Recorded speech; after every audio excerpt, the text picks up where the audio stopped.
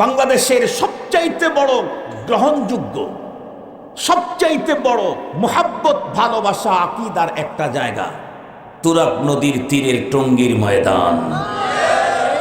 সারা দুনিয়া থেকে মানুষ দাওয়াতে তাবলীগের নিসবতে এ মাঠে জমা হয়।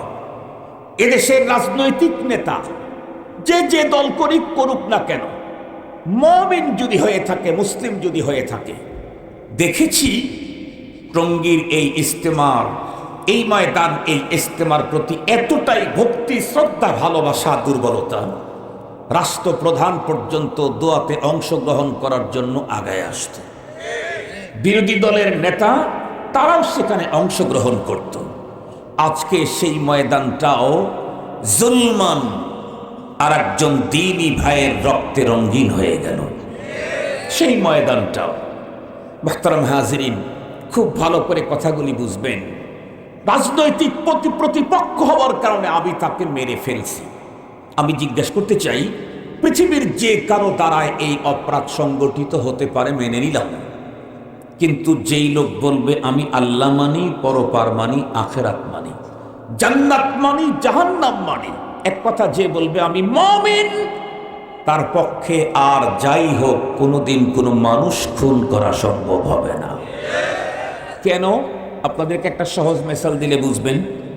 ধরে নেন একজন মানুষ কাউকে হত্যা করেছে, কেউ কাউকে হত্যা করেছে, পরবর্তীতে হত্যার দায়ে সে অ্যারেস্ট হয়েছে, পরবর্তীতে তাকে আদালতে উঠানো হলো। কিন্তু যে আদালতে তাকে নিয়ে দাঁড় করানো হলো, সে আদালতের বিচারপতি হলো যাকে হত্যা করা হয়েছে তার বাবা। এখন বলুন তো দেখি, হত্যাকারীর কি হবে? আমার কথা বুঝেন নাই? কেউ কাউকে হত্যা করেছে, এরপরে সে অ্যারেস্ট হয়েছে, এরপরে তাকে বিচারের জন্য আদালতে দাঁড় করানো হয়েছে। হত্যাকারী বিচারের কাঠগড়ায় দাঁড়িয়ে দেখে বিচারপতি হলো তার হত্যা করা মানুষটার বাবা।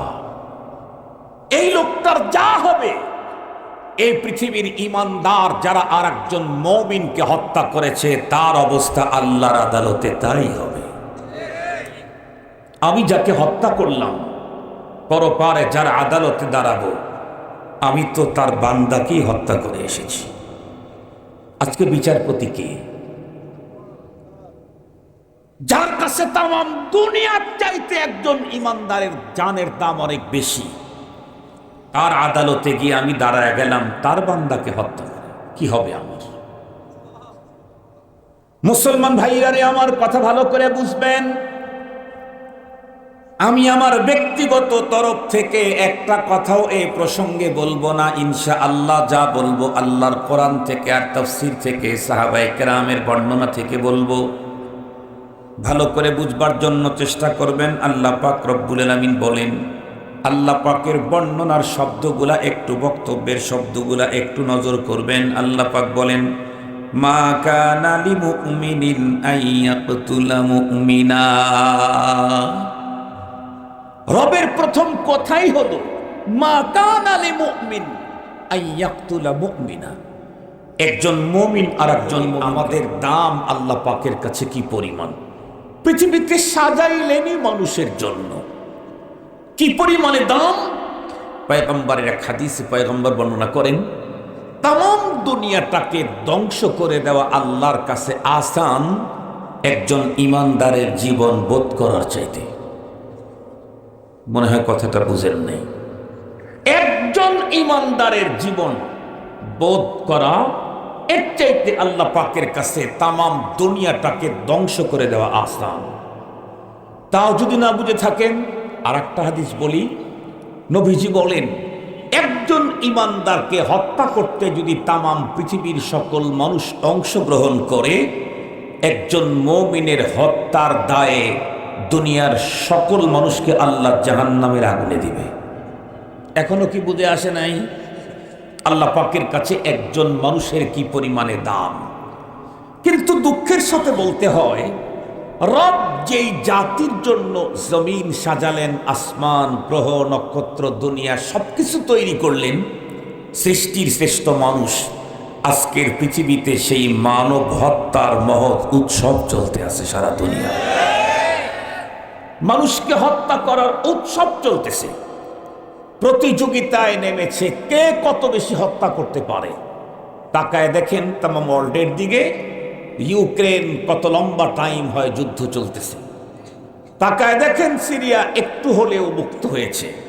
মিশরের জালেমদের আক্রমণ থেকে বাঁচার কোনো কায়দা নেই। মোহতারাম হাজরিন, সারা দুনিয়াতে তো চলতেছে, আমাদের দেশের অবস্থাও তো ভালো না।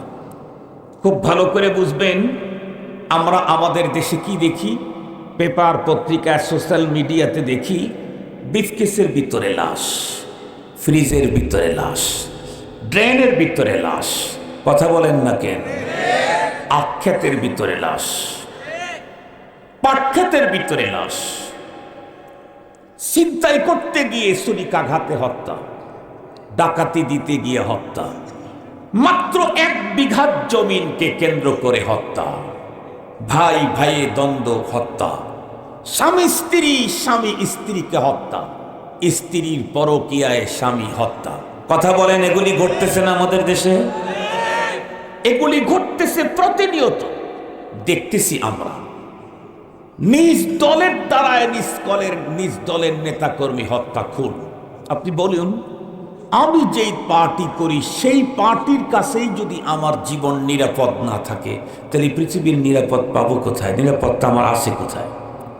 এর চাইতেও ভয়ঙ্কর এ পর্যন্ত পৃথিবীর সকল ইতিহাসকে ভঙ্গ করে দিয়েছে একটা জিনিস। সেটি কি? সারা জীবন পড়লাম কি, বললাম কি, শুনলাম কি, আর এখন দেখি কি? সেটি হলো, সারা জীবন পড়েছি, বলেছি, শুনেছি, পৃথিবীর প্রতিটি মানুষ পর হতে পারে, পর হয় না বাবা মা।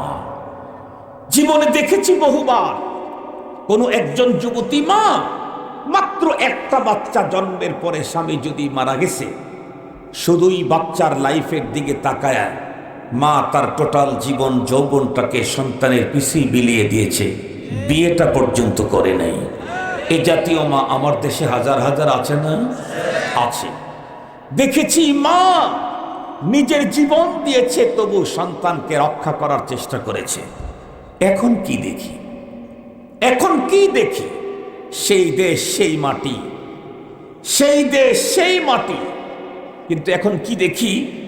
মা নিজের পেটে যেই বাচ্চাটাকে 10 মাস পর্যন্ত বহন করল, জীবন মরণের সন্ধিক্ষণে রব্বে করিমের দয়াতে সন্তান প্রসব করল,